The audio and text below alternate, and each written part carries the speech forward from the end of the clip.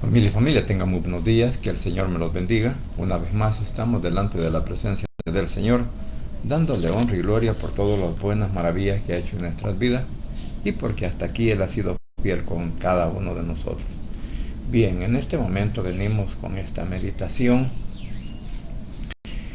de juicio y misericordia de nuestro Dios Padre. Pues eso es lo que podemos entender a través de la palabra. En el capítulo 9 de Romanos,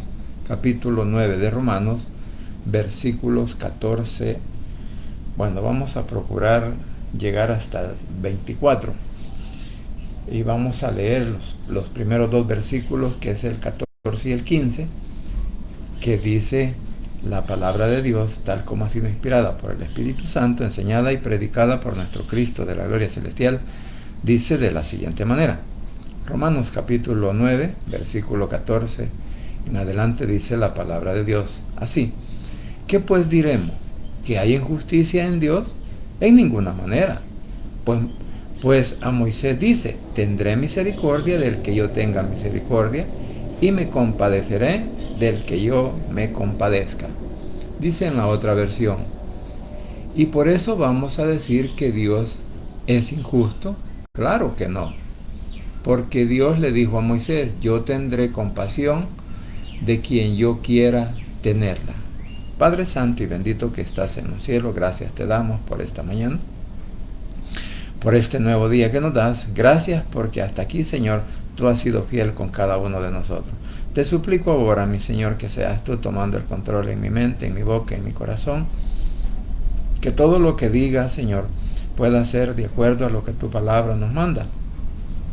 Y así también, Padre, te suplico por nuestros familiares, donde quiera que se encuentren, por nuestros hijos, por nuestros padres, por nuestros cónyuges, como también por nuestros hijos, nietos y bisnietos, hermanos, Señor, en la carne, como también, Señor, por cada uno de nuestros tíos, primos, sobrinos y suegros y cuñados, Señor, que seas tú ayudándoles a salir adelante en cualquier situación que ahora estén pasando, y que pongas tu mano poderosa de sanidad sobre cada uno de nuestros familiares enfermos en donde quiera que se encuentren.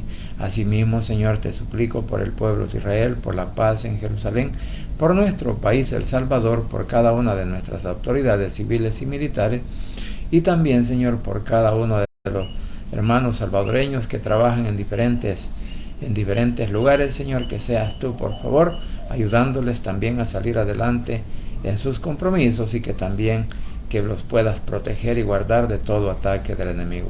Padre Santo, gracias te doy por este momento, gracias por la oportunidad de la vida que nos das, y gracias porque hasta aquí, Señor, tú sigues siendo fiel, tú sigues siendo nuestro Dios, tú sigues siendo nuestro único Salvador personal, porque hasta aquí, Señor, tú has sido el único que se compadeció de toda la humanidad y de cada uno de aquellos que ahora te reconocemos como Salvador personal, que nos ha dado la oportunidad de la vida eterna. En el nombre de Jesús, tu Hijo amado, he orado, bendito Padre Celestial.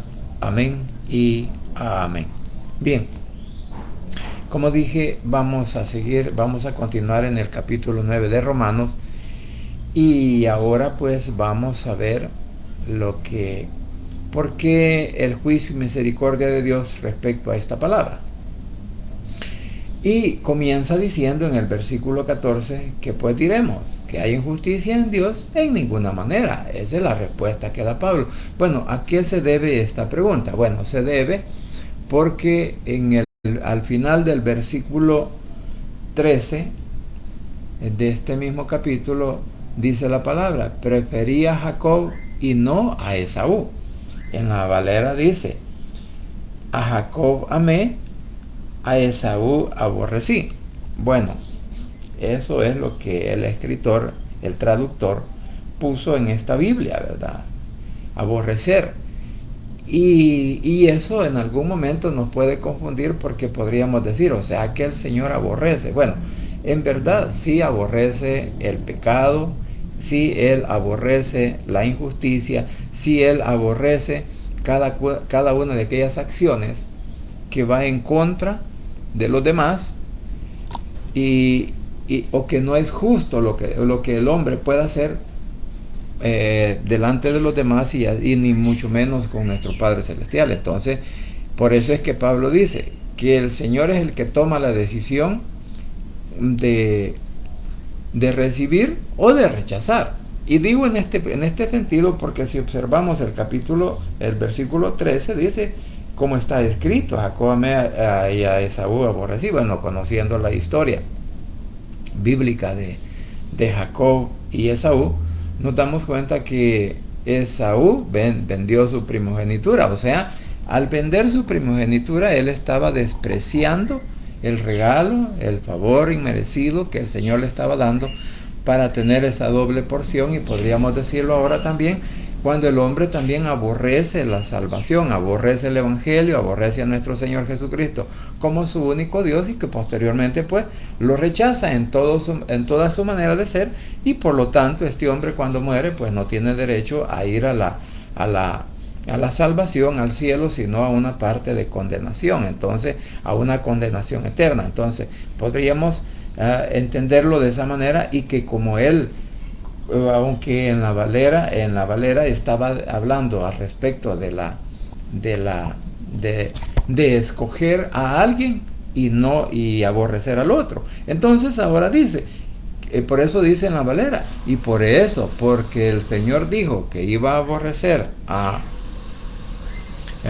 no escogió ¿cómo se llama? No escogió a Esaú.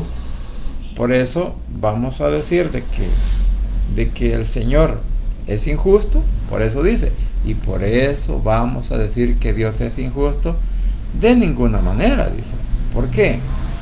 Porque la verdad del caso es que el Señor, nuestro Padre Celestial, es Dios, y Él puede hacer pues lo que Él quiera, ¿verdad? O sea, de acuerdo, oiga bien, Él puede hacer lo que quiera de acuerdo al camino que cada uno de nosotros queremos tomar. Porque si nosotros queremos tomar el mal, bueno, de hecho, vamos a ser aborrecidos por Él. Pero si nosotros queremos tomar el camino del bien, entonces el Señor pues nos va a escoger para que estemos con Él delante de su presencia. Siempre y cuando, recuérdese que para estar en el cielo no es preciso ser solamente una buena persona, sino que para ir al cielo tenemos que reconocer que Jesús es el único camino que nos da la vida eterna, que es la verdad, y que a través de Él nosotros podemos estar allá en el trono frente al trono de la gracia celestial. Entonces, ahí nos damos cuenta pues que podemos ver que nuestro Padre Celestial es fuente de misericordia, y que la misericordia solo viene de Él. Ahora, también le habla en el versículo 15 cuando le dice a Moisés, ¿verdad? Aquí está poniendo un ejemplo de Moisés. Pues a Moisés dice, tendré misericordia del que yo tenga misericordia, y me compadeceré del que yo me compadezca. Entonces, y dice en la otra versión, porque Dios le dijo a Moisés, yo tendré compasión de quien yo quiera tenerla.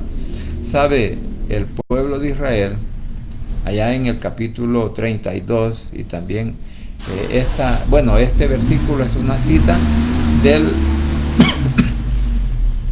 de Éxodo capítulo 33, versículo 19. Ese es lo que nuestro Señor, nuestro Padre Celestial, le dice a Moisés cuando estaba cuando venía con el pueblo de Israel de Egipto, y en donde le dice, ¿verdad?, que él quería ver tu rostro y todo lo demás. Pero en el capítulo 32 nos damos cuenta que el pueblo de Israel había cometido un error, o sea, un pecado, más bien dicho, delante del Señor, al hacerse un becerro de oro, al hacerse un Dios de fundición. Y luego dicen, este es el Dios que nos sacó de Egipto. Entonces, por lo cual el Señor le dice a Moisés de que iba a raer, o sea, iba a terminar, iba a permitir que el pueblo de Israel se muriera en el desierto. Y Moisés comienza a orarle y le dice que tenga compasión, que qué van a decir los egipcios, que lo sacó de allá para venirlos a matar al desierto. Entonces el Señor dice ahí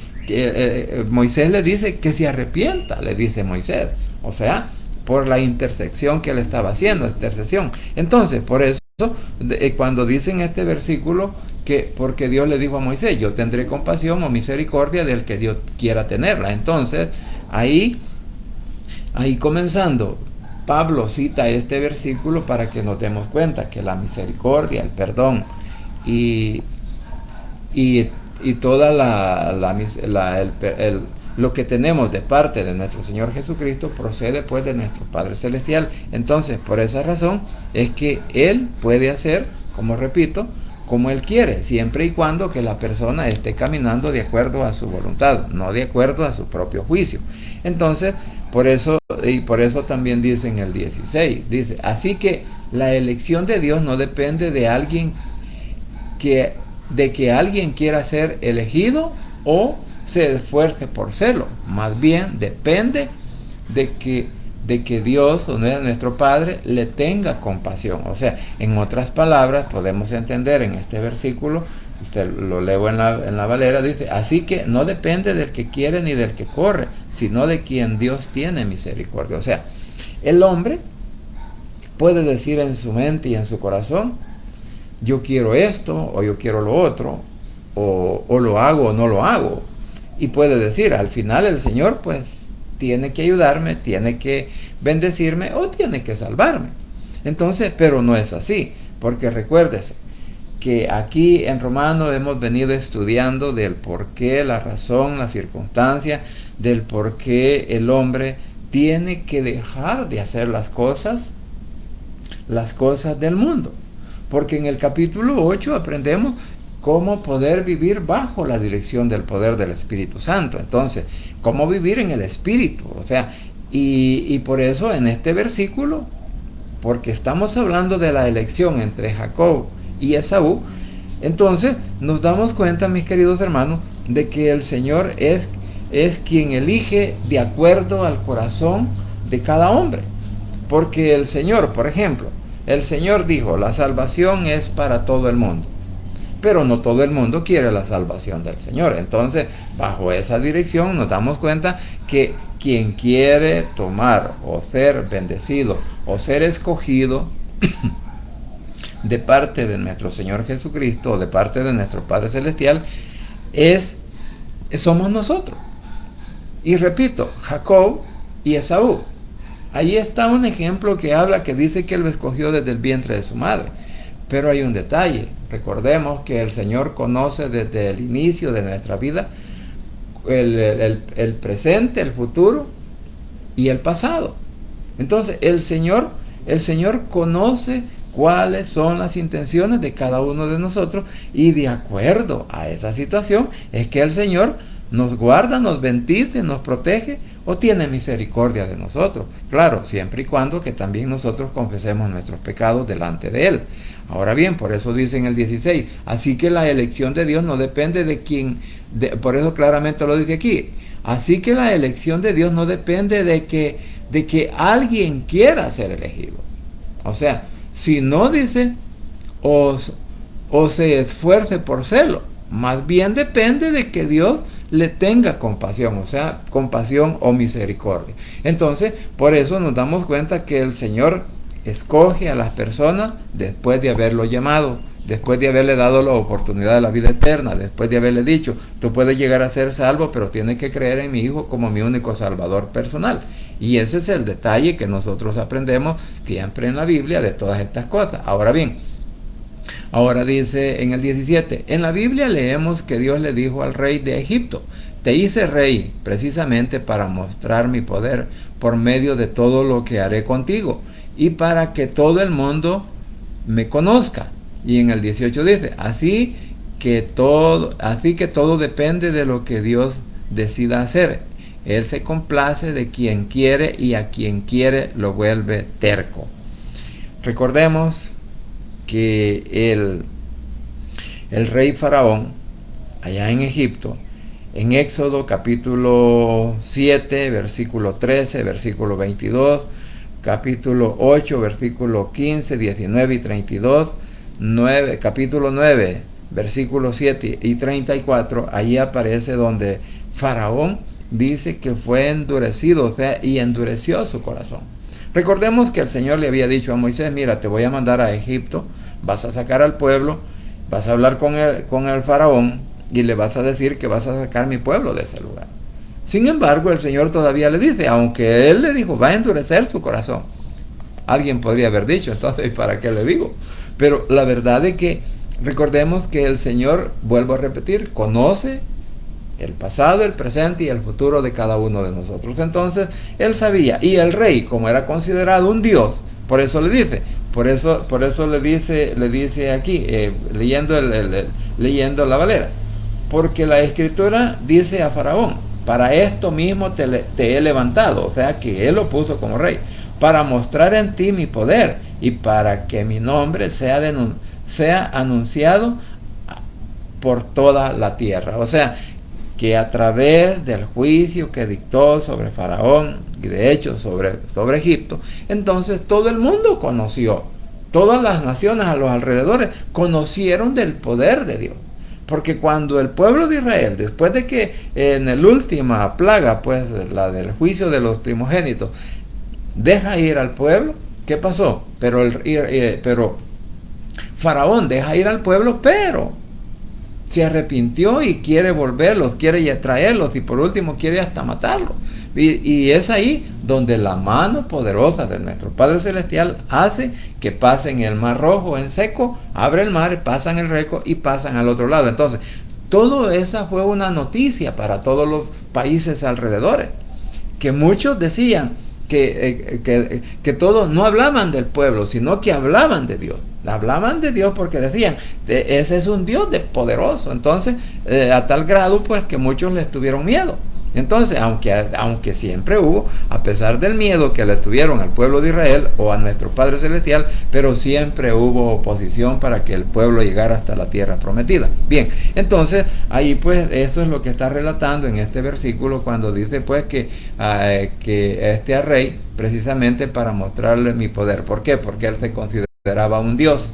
Y como él se consideraba un Dios, entonces le dijo, yo soy el Dios que estoy sobre todos los reyes de la tierra. Entonces ahí encontramos pues el ejemplo que pone Pablo para los israelitas, para que comprendieran cuál era el amor, la misericordia y el plan de Dios que tiene para salvación a todo el mundo. Pero como repito, no todo el mundo acepta la bendición de tener a nuestro Padre Celestial, sino que por eso dice en el 18, de manera de que quien quiere tiene misericordia y al que quiere endurecer, endurece. Y dice en la otra versión, así que todo depende de lo que Dios decida hacer.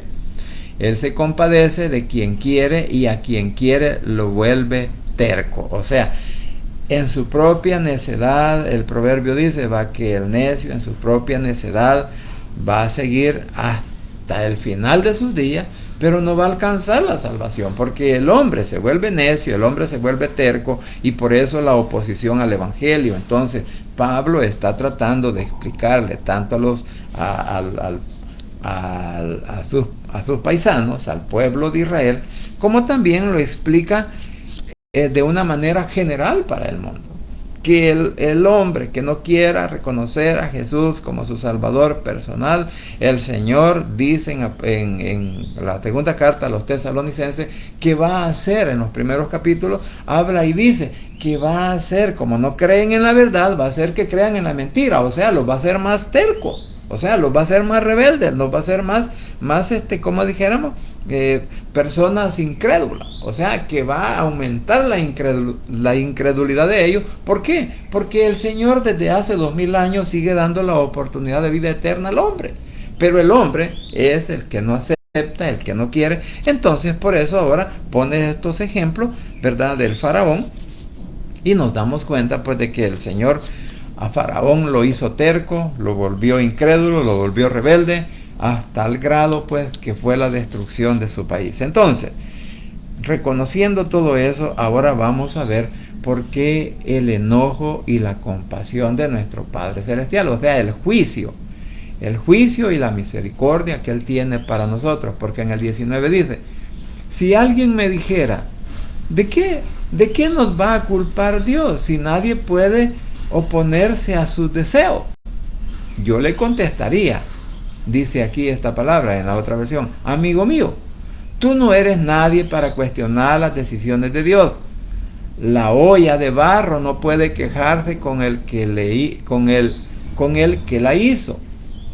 de haberle dado esa forma. El alfarero puede hacer con el barro lo que él quiera, como el mismo barro puede hacer una vasija. Con el mismo barro puede hacer una vasija para usarla en ocasiones especiales y también para una vasija de uso diario. Cuando dice una olla, bueno, allá en aquellos días, bueno, una olla hoy hay de metal, también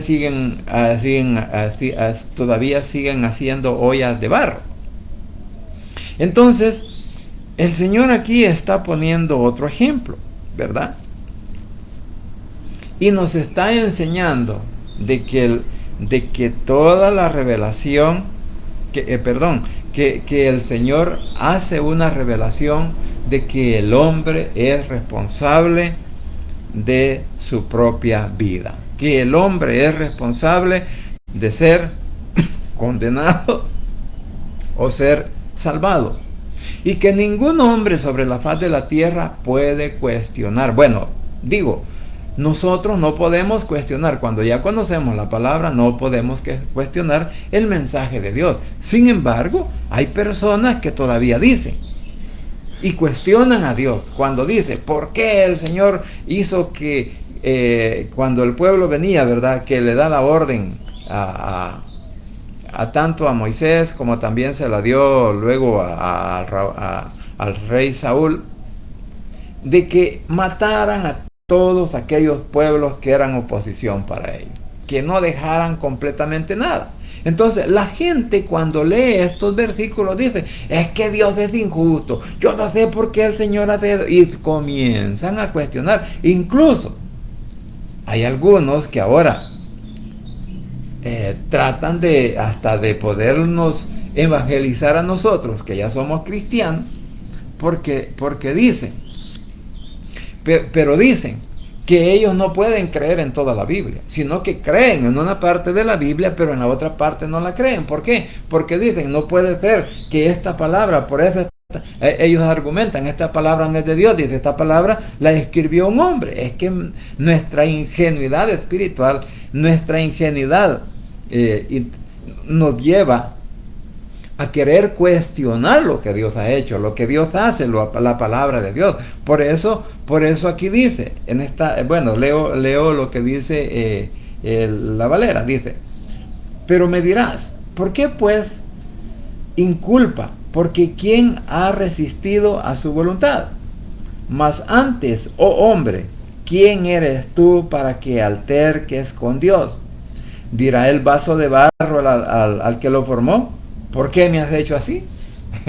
Entonces pone el ejemplo del alfarero, porque el alfarero agarra el barro, lo pone en una mesa de trabajo y allí en una rueda, ¿verdad? Comienza a darle forma, comienza a rodar esa mesa, y comienza el alfarero a darle forma. Entonces dice, si yo no puedo altercar contra las decisiones de Dios, porque Él es Padre, Él es Dios, y Él puede hacer lo que le dé, así en buen salvadoreño, lo que le dé la gana, lo que Él quiera con nosotros. Entonces, y si por ejemplo, y si el Señor permite que venga un gran terremoto, que venga una gran tempestad y van a morir muchas personas en esos eventos, entonces la gente puede decir, qué malo es Dios porque dejó que se muriera la gente, o qué malo es Dios porque Sodoma y Gomorra lo quemó con azufre y fuego, permitió que cayera fuego del cielo, o qué malo es Dios porque vino un gran diluvio y también se acabó toda la humanidad y solamente se salvaron 8. Ahora, pero ¿por qué no leemos correctamente la palabra y nos damos cuenta el por qué el Señor toma esas decisiones? Bueno, la Biblia está hablando o está profetizando, si lo vemos bajo ese punto de vista, porque la Biblia es la única que profetiza, no el hombre. Aunque ahora el hombre pues se adjudica estar hablando pues cosas que para su entender van a suceder mañana o pasado mañana, o da una fecha que él dice, no, esta fecha va a ser. No, es que todo depende de nuestro Padre Celestial. Por eso dije, la Biblia profetiza Y cuando digo profetiza es porque ahí nos enseña, escribe, porque la Biblia dice que es la profecía escrita más puntual, si lo queremos decir así, o más verdadera que existe sobre nosotros, o sea, la palabra. Por eso nosotros nos dejamos guiar por lo que la palabra dice.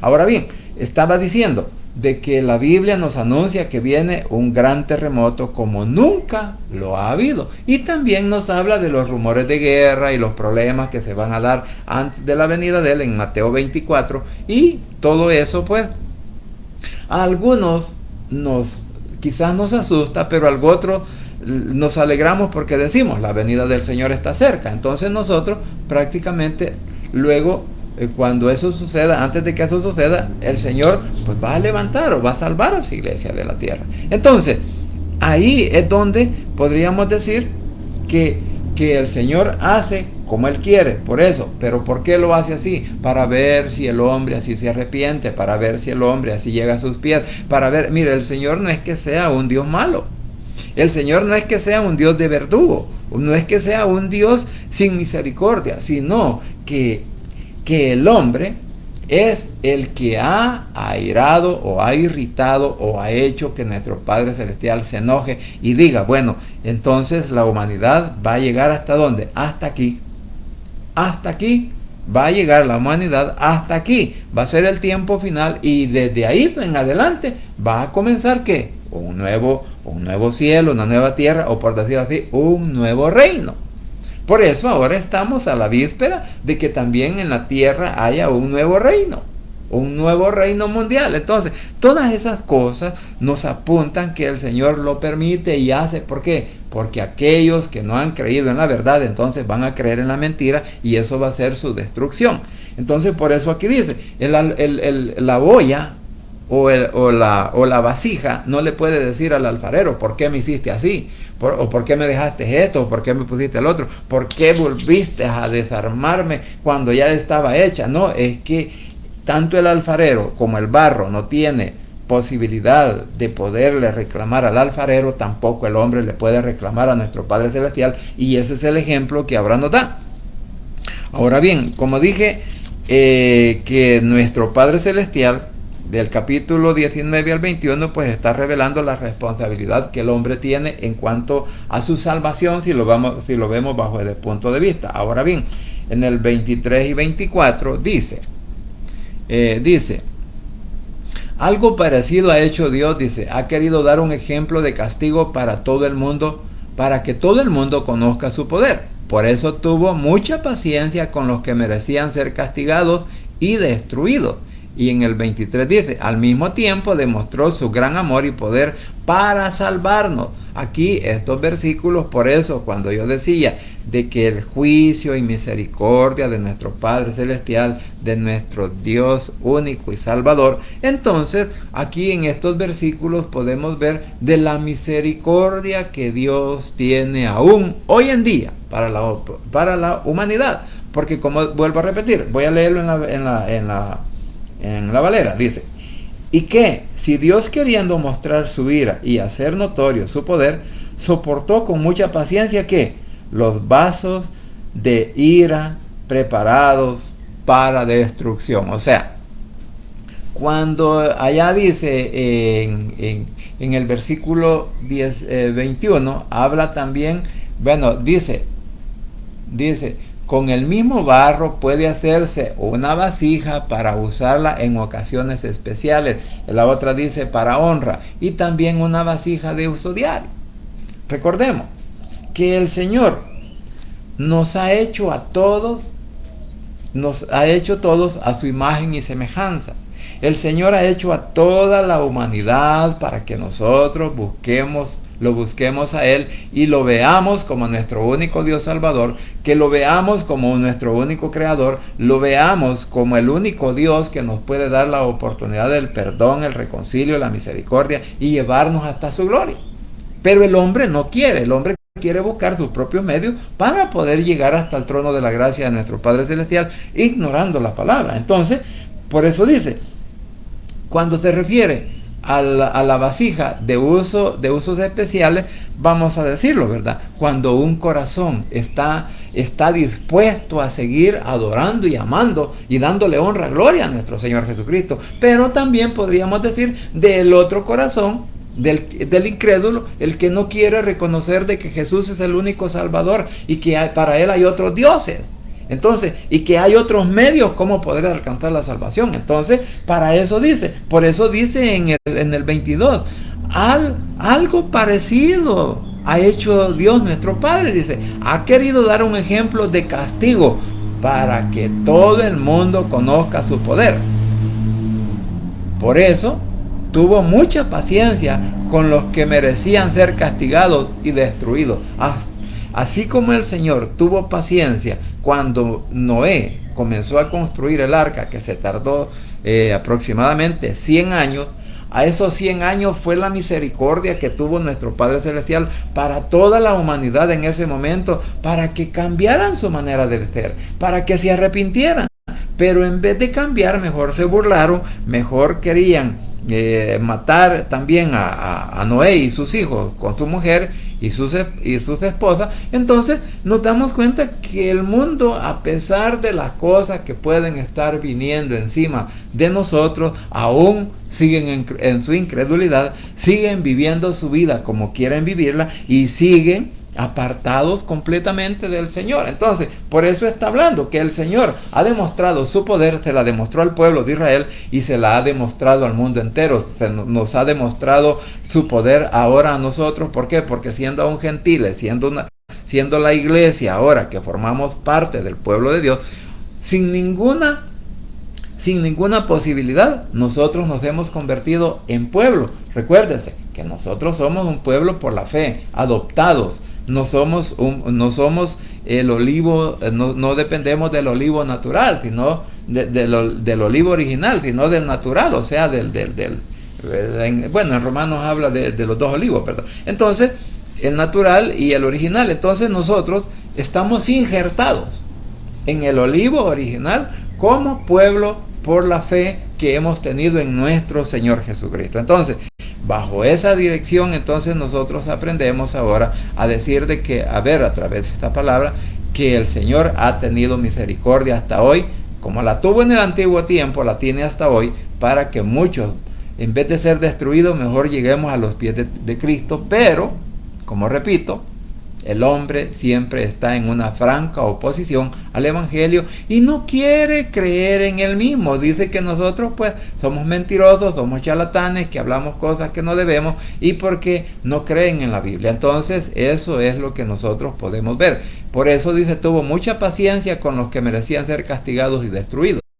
Entonces ahora dice el 23, al mismo tiempo demostró su gran amor y poder para salvarnos. O sea, habla el tiempo de paciencia o la paciencia que ha tenido el Señor desde hace 2000 años, cuando Él murió en la cruz del Calvario y resucitó y se fue al cielo. Todavía sigue teniendo misericordia del hombre para que se arrepienta. Entonces, por eso dice, al mismo tiempo demostró su gran amor. A pesar de todo, el Señor sigue mostrando el amor a la humanidad. A pesar de todo, el Señor sigue amando a la humanidad, pero no ama su pecado, no ama su rebelión, no ama su incredulidad. Entonces, por eso dice, su gran amor y poder para salvarnos. O sea, que a pesar de todo lo que nosotros hicimos en aquel momento en el cual no creíamos en Jesús, tuvo paciencia para con nosotros y que llegáramos al arrepentimiento. Por eso ahora nos ha dado ¿qué? La oportunidad de la vida eterna, la oportunidad de salvarnos. Entonces, ¿por qué? Porque hemos reconocido, primero, nos arrepentimos de nuestros errores, nos arrepentimos de nuestros pecados, nos arrepentimos de vivir una vida absoluta, sin dirección alguna. ¿Por qué? Porque en aquel entonces, antes de venir a Cristo, usted y yo vivíamos nuestras vidas como mejor nos parecía y no teníamos temor de nada, ni mucho menos de Él, y no obedecíamos a nadie, sino que éramos unos rebeldes completamente. Bueno, en mi caso, ¿verdad? Yo era un rebelde, que no me importaba el evangelio, no me importaban los evangélicos, sino que los criticaba y me burlaba de ellos. Entonces, pero aún así, el Señor demostró su amor para conmigo y ha tenido el poder, ¿para qué? Para darme la oportunidad de la vida eterna. Y dice, de salvarme. Entonces, desde un principio nos tuvo compasión y nos eligió para vivir con Él. O sea, cuando Él nos creó, cuando el Señor dijo, hagamos al hombre conforme a nuestra imagen y semejanza, ahí entramos usted y yo. Entonces el Señor nos ha hecho conforme a su imagen espiritual, conforme a su imagen, porque nosotros tenemos pensamiento, tenemos podemos tener sueños, podemos tener, sueños en el aspecto de lo que queremos ser. Entonces, si el Señor nos ha dado la oportunidad, le ha dado la oportunidad al hombre en general para que se salve y que seamos hechos a su imagen y semejanza, no quiere decir que Él es moreno, que Él es pelo negro, liso o canoso como el mío, sino que quiere decir que el Señor nos ha hecho conforme a su forma espiritual. Porque el Señor tiene amor, el Señor tiene gozo, el Señor tiene ira, el Señor tiene pleito con nosotros porque no le obedecemos. Entonces, y así actuamos nosotros también, aún con nuestras propias familias, cuando no nos obedecen. Entonces, nos damos cuenta pues que el ejemplo que el Señor está poniendo aquí de lo que vimos, del juicio y de la misericordia que Él tiene para con nosotros, o sea, que al mismo tiempo el Señor tiene misericordia. Y recordemos que Moisés intercedió por el pueblo de Israel. Si Moisés intercedió delante de nuestro Padre Celestial por su pueblo, entonces ¿por qué no tomar en cuenta esa palabra y decir que Moisés, a través de su palabra escrita, hoy sigue intercediendo por nosotros los pecadores, que tengamos que el Señor tenga paciencia con nosotros, que se arrepienta de destruirnos? ¿Por qué? Porque en un momento determinado el Señor nos va a doblar la mano, nos va a echar una llave desde ahí de un luchador, ¿verdad? La doble Nelson, decía alguien, y nos va a rendir a sus pies y nos vamos a rendir a Él. Entonces esa es la oportunidad y la intercesión que aún sigue haciendo Moisés a través de su palabra, para que todo el mundo lleguemos a la comprensión de un solo Dios verdadero. Por eso dice, ¿por qué? Porque desde un principio nos tuvo compasión y nos eligió para que vivamos con Él. Entonces, la pregunta es, el Señor no nos hizo para ser destruidos. El Señor hizo a todo el mundo para que viviéramos con Él en una eternidad. Pero como el hombre, es como el hijo cuando llega a su mayoría de edad, ¿verdad? Ella tiene un documento que lo identifica como una persona mayor. Dice, ya no quiero estar al lado de mis padres, ya no quiero vivir con ellos, ya no quiero obedecerlos, yo quiero vivir mi propia vida. Y hasta les dice, déjenme vivir mi propia vida, ya no se metan conmigo. Entonces el Señor, el padre, ¿qué hace? Bueno, hijo, aquí el padre, ¿verdad?, que es consciente de la situación, dice, bueno, hijo, entonces no quieres vivir aquí, entonces tenés todo el derecho a irte por el mundo, así como lo dijo el hijo pródigo, ¿verdad?, que ya no quiso estar con su padre, sino que quería la herencia. Entonces le abre la puerta y que se vaya. Allá en aquel tiempo va a venir arrepentido y le va a venir a pedir perdón a su padre, como hizo el hijo pródigo. Y es lo mismo que el Señor nos hace ver a nosotros. Él nos eligió, Él nos hizo para que, desde antes Él nos ha elegido. Por eso ahí entendamos la elección. El Señor ha elegido a toda la humanidad para que vivamos con Él, para que estemos con Él. Pero ahora hasta pleito hacemos cuando hablamos de estas cosas, porque alguien lo malinterpreta y dice, no, es que yo he sido elegido desde el vientre de mi madre y yo puedo hacer y vivir como yo quiera. Bueno, que le aproveche. Eso, que le aproveche, ¿verdad?, que quiera vivir así. Pero al final van a ser los ayes, al final se va a ver la verdad y al final nos vamos a dar cuenta que el Señor no es que elige sin que el hombre sea algo o no sea nada, haya hecho o no haya hecho. Claramente lo hemos leído, de que la voluntad de Dios es que nosotros vivamos con Él, y por eso lo dice en este versículo, que nos eligió para vivir con Él. Y no le importó que fuéramos judíos o no lo fuéramos, como dice Dios como dice Dios en el libro del profeta Oseas. A un pueblo que no pertenece lo llamaré mi pueblo. A un pueblo que no amo le mostraré mi amor. Allí donde les dije, ustedes son mi pueblo. Allí donde les dije, ustedes no son mi pueblo, les diré, ustedes son mi pueblo, porque yo soy el Dios de la vida. Además, dice en el 27, además el profeta Isaías dijo acerca de los israelitas, aunque los israelitas sean tantos, como los granos de arena en la playa, solo unos cuantos serán salvos. Y en el 28 dice, muy pronto el Señor juzgará a todos los habitantes de la tierra. Y como el mismo Isaías dijo, si el Dios Todopoderoso no hubiera salvado a unos pocos, ahora mismo estaríamos como la ciudad de Sodoma y Gomorra. ¿Sabe? Todos estos versículos hasta el 29 que he leído en esta versión están hablando del pueblo de Israel. Del pueblo de Israel, y que nosotros, que no teníamos ninguna oportunidad de salvación porque éramos gentiles, sin embargo el Señor lo había profetizado desde el capítulo 12 de Génesis, cuando le dijo, ¿verdad?, que en Abraham iban a ser benditas todas las familias de la tierra, o sea, ahí, o todas las naciones, ahí entrábamos nosotros en esa promesa, y se vino a ser efectivo en el cumplimiento después de haber nacido nuestro Señor Jesucristo en la tierra, en Israel, ¿verdad? Porque aquí lo hemos leído también que Jesús nació para ser un israelita. Pero los israelitas hoy en día todavía siguen cuestionando a Jesús, que quién es Él, porque no creen de que Jesús vino pues por obra y gracia del Espíritu Santo, se encarnó en María y vino de la tribu de Judá, también José. Entonces vino a la tierra, nació en Belén y creció en medio de todo ese pueblo, y todo ese pueblo no lo reconoció ni lo aceptó como el Hijo de Dios. Entonces, mis hermanos, nos damos cuenta pues que al leer esta palabra, voy a volverlo a leer en el versículo 25 en adelante.